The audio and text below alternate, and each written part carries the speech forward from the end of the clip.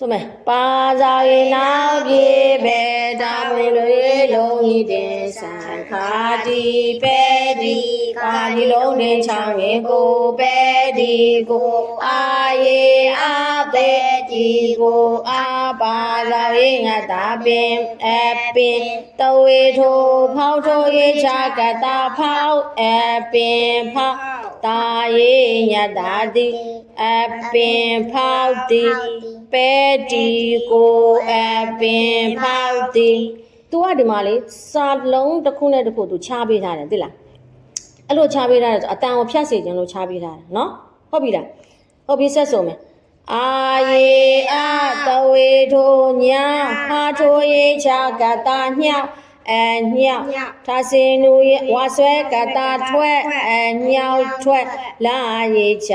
လာအညောက်ထွက်လာအခရာဤအညောက်ထွက်လာဤအဲ့ဒီစာကြောင်းမှာကြတော့မချထားဘူးမချထားတော့တို့တောက်လျှောက်ဆိုမယ်ဟုတ်ပြီနော်ကဲနောက်တစ်ကြောင်း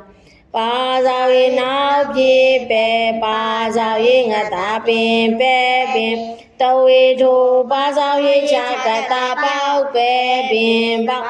ရာကောက်ရေရပါစာရာရေလုံးကြီးတင်ဆန်ခါပြီးရပြီးပဲပင်ပေါက်ရပြီးအဲ့တော့စပြီးရေးကြတဲ့ကိုကသားတို့ကသူ့ချရင်ချတဲ့အတိုင်းရေးဟုတ်ပြီလားဒါမှဖတ်လို့လွယ်မှာလေနော်ဆိုမယ်လာလုံးတင်ချောင်းရင်လိုတာရေတာလိုတာ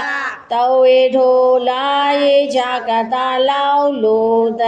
လောက်စာလုံးရေချဝိဇ္ဇာနှလုံးပေါက်စာပါဆောင်ရေချပါစာပါလိုတလောက်စာပါအောက်တစ်ကြောင်းကာကြီးယာပိနတာကြံဝိဇ္ဇာနှလုံးပေါက်ကြံမာရေချာမာကြံမာတဝေထိုးရကောက်ရေရေဝိဇ္ဇာနှလုံးပေါက်ရေကြံမာရေကာကြီးလုံးတင်ချောင်းဝင်ကိုကြံမာရေကိုအာရေအတဝေထိုးသာစနုရေချာကတာထောင်းထောင်းအာရေအာထောင်းအာကာကြီးရေနှချောင်းဝင်ကိုထောင်းကူပါစောရရေတချောင်းဝင်ပြူထောင်းကူပြူတာရေညတာတိထောင်းကူပြူတိကျမ်းမာရေကိုထောင်းကူပြူတိဟုတ်ပြီအဲ့တော့ပဲဒီကိုအပင်ဖောက်မယ်ဆိုတော့ပဲဒီစိမ့်ပေါ့ဟုတ်လားအဲ့ဒါကိုတို့တွေအပင်ဖောက်မယ်အပင်ဖောက်တယ်ဆိုတာကချင်းအောင်ချင်းကြားရှိတာပေါ့ချင်းကြားဘာကြောင့်သုံးလဲဆိုရေတွေပါတယ်စိမ့်ထွက်သွားပြီးရင်ချင်းကြားတော့ကိုအဝတ်ပေါ့အဝတ်ကလေးကိုထည့်မယ်ပြီးရင်ပဲဒီစိမ့်လေးကိုထည့်ပြီးတော့ရေလောင်းလောင်းပေးရတယ်ရေလောင်းတာလည်းသူ့အချိန်နဲ့သူရှိတာပေါ့ဟုတ်ပြီနော်အဲ့လိုရေလောင်းလောင်းပေးတဲ့အခါမှာ